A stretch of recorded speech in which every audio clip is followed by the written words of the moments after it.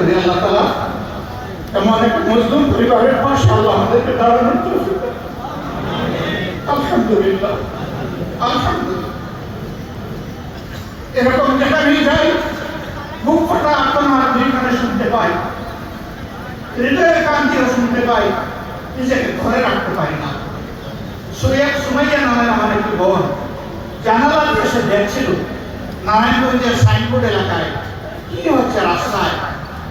আকাশ থেকে জালিমের ছোঁয়া ধরে এসে তার বুকে বিঁধল, এপুর কপুর করে চলে গেল, চিৎকার দিয়ে মাটিতে পড়ে গেল, দুনিয়া থেকে বিদায় নিল। তার কোলের 2 মাসের একটা শিশু সে রেখে গেল, একমাত্র শিশু। স্বামী নিয়ে একজন গার্মেন্টস করেন। তাদের বাসায় যখন গেলাম, বাচ্চাকে তুলে নিলাম, চোখের পানি ধরে রাখতে পারলাম।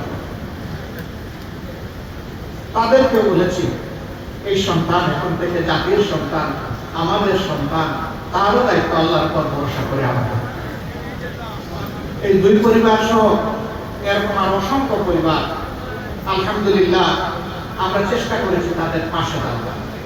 আমরা এই কথা দাবি করি না, তাদের সকল কষ্ট আমরা আমাদের বুকে নিতে পেরেছি আর তাদের বুক হালকা করতে পেরেছি। আমরা শুধু বলেছিলাম যে আপনাদের কষ্টের অংশীদার হতে চাই এবং পুরুষদের কপালে চুমু দিয়ে নিজেদেরকে গর্বিত বানাতে চাই। কারণ আপনারা যার কেউ বীরের, কেউ ভাই, কেউ পিতা, কেউ সন্তান। আল্লাহু আকবার। সাংবাদিক বন্ধুরা আমাদেরকে প্রশ্ন করেন যে আন্দোলনে আপনাদের দলের কতজন শহীদ হয়েছে। আমি তাদেরকে সোজা সাতটা উত্তর দিই, বন্ধু আমাদের দলের শহীদ হয়েছে কতজন এটা আপনাকে বলবো না, আমরা জানি কিন্তু বলবো না। কেন বলবো না জিজ্ঞেস করে কেন বলবেন না, বলি যে এই কারণেই বলবো না, শহীদরা কোন দলের সম্পত্তি হতে পারে না, এরা জাতির সম্পদ, এরা জাতীয় বীর। ওই জায়গাটা আমরা ঠিক রাখতে চাই বলে কতজন শহীদ হয়েছে সে কথা আমরা বলবো। যারাই শহীদ হয়েছে, শহীদ আমার, এই শহীদ আপনার, এই শহীদ সমস্ত জাতি। সারা জিন্দগি এই পরিবারগুলোর খেদমত করলে, সেবা করলে, সম্মান করলে আমরাই গর্বিত হব, কিন্তু তাদের ঋণ আমরা পরিশোধ করতে পারবো না। আমরা বর্তমান সরকারের কাছে দাবি জানিয়েছি প্রত্যেকটি পরিবারকে সম্মানজনকভাবে বাঁচার জন্য পর্যাপ্ত সহযোগিতা দিতে হবে সকল দিক থেকে। এই পরিবারের কর্মক্ষম, উপযোগী, যোগ্য কমপক্ষে একটি মানুষকে সরকারি চাকরিতে নিয়োগ দিতে হবে। এই দেশে যারা স্বৈরাচার এবং স্বৈরাচারের দূষণ, যারা স্বৈরাচারের হাতকে শক্তিশালী করেছে, যারা মানুষ খুন করেছে, সরকারি চাকরিতে থাকার জনগণের ট্যাক্সের টাকা খাওয়ার অধিকার তাদের নেই। এই জায়গাগুলো খালি করে আমার যে যুবক যুবতী ছেলে মেয়েরা আহত হয়েছে, গুলিবিদ্ধ হয়েছে, তাদেরকে সেই জায়গায় সুযোগ করে দিতে হবে।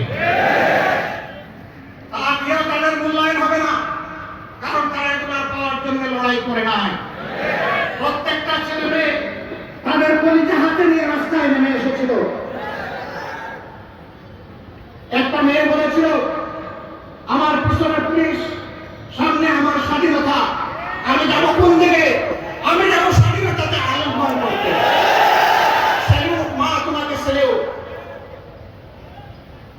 তুমি আমাদের গর্বের প্রতীক, তুমি সত্যিকারের যোদ্ধা, আর তোমার মতো যারাই লড়াই করেছে তারাই যোদ্ধা। এই যুদ্ধের বিনিময়ে বাংলাদেশটা মুক্ত হয়েছে। অনেকে বলতেছেন স্বাধীন হয়েছে, এটি দ্বিতীয় স্বাধীনতা। কেন বলে দ্বিতীয় স্বাধীনতা? আমরা তো 47-এ একবার স্বাধীন হলাম, একতে আরেকটা চোখের পানি দিয়ে আল্লাহ তাআলার শুকরিয়া আদায় করুন। আমরা বলেছিলাম কমপক্ষে একটা রোজা রাখে। আমরা বলেছিলাম আপনার তৌফিক অনুযায়ী আশপাশের যে কোনো গরিব বিভিন্ন মানুষকে আপনার পকেট থেকে কিছু দিয়ে আপনি তাকে সাহায্য করুন। এইভাবে আপনি আল্লাহ তাআলার শুকরিয়া আদায় করুন। বন্ধুগণ, আপনারা সাক্ষী, 15-15.5 বছর বাংলাদেশ জামাতে ইসলামের উপর যে জুলুম করা হয়েছে, এই জুলুম আর কারো উপর করা হয়নি। আমাদের 2 জন সাবেক আমিরে জামাত, একজন এই ময়দানে এক রত্নগর্ভ একজনকে জন্ম দিয়েছিলেন, বিশিষ্ট আলেম দ্বীন, বিশিষ্ট পার্লামেন্ট সৎ মন্ত্রী জনাব মৌলানা মতিউর রহমান নিজামী, আরেকজন এই দেশের গণমানুষের নেতা, যিনি কাজ শুরু করেছিলেন ছোট্ট কুটির থেকে, গ্রামের জনগণের সমস্যা সমাধান থেকে শুরু করে আল্লাহ তাআলা তাকে পাকিস্তানের পার্লামেন্টেও নিয়েছেন, বাংলাদেশের পার্লামেন্টেও বারবার আল্লাহ নিয়েছেন। তিনি আপনাদের ভোটেই সম্মানিত হয়ে পার্লামেন্টে গিয়েছেন।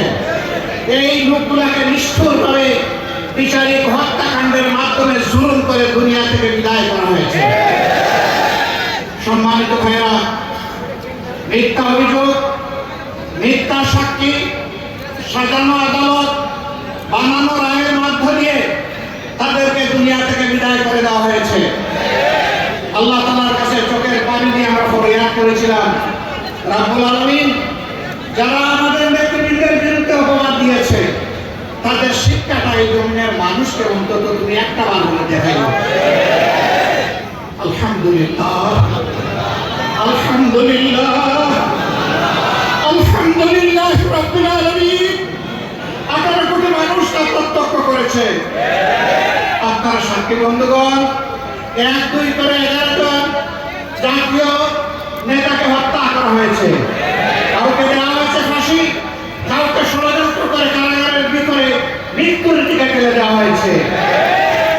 শেষ পর্যন্ত কোরআনের পাখি খাত এই বাংলার আপামর জনগণের প্রিয় কলিজার টুকরা একজন মানুষ আল্লামা দেলোয়ার হোসেন সাঈদীর সাথেও নিষ্ঠুর আচরণ করে তাকেও মৃত্যুর দিকে ফেলে দেওয়া হয়েছে। যে মানুষটা হাসতে হাসতে হাসপাতালে ঢুকলে 24টা ঘন্টা গেল না, তাকে তারা মওলার কাছে পাঠিয়ে দিল। এর অবশ্যই একদিন বের হয়ে আসবে ইনশাআল্লাহ। এইভাবে তাদের থেকে শুরু করে সর্বশেষ এই বৈষম্য বিরোধী আন্দোলনে বাংলাদেশের প্রতিটি প্রান্তরে, গ্রামে গঞ্জে, শহরে বন্দরে যাদের বুকের উপর পুলিশ সরকার গুলি চালিয়ে আমাদের হাজারো সন্তানকে, ভাইকে হত্যা করেছে, বোনকে হত্যা করেছে, কুলের শিশুকে হত্যা করেছে, আকাশ থেকে গুলি ছুড়ে হত্যা করেছে, জমিন থেকে গুলি ছুড়ে হত্যা করেছে, হত্যা করার পর লাশগুলো নিষ্ঠুরভাবে পুড়িয়ে দিয়েছে। আমরা আল্লাহ তাআলার দরবারে তাদের বিরুদ্ধে আর্জি পেশ করলাম। জামাতে ইসলামের উপর জঘন্য জুলুম করা হয়েছে, তবে এই জুলুম থেকে বাংলাদেশের দেশপ্রেমিক, গণতন্ত্রকামী কোন দল, সংস্থা, সংগঠন, ব্যক্তি বাদ পড়েননি। এরা রাস্তার বিক্ষোভ, ভাই বোনটি থেকে শুরু করে সকল পর্যায়ের মানুষের উপর জুলুম করেছে। বলবেন বিক্ষোভের উপর কিভাবে জুলুম করলো? আমি একদিন গাড়ি দিয়ে যাচ্ছি, হঠাৎ করে বনানীতে নেমে গেলাম।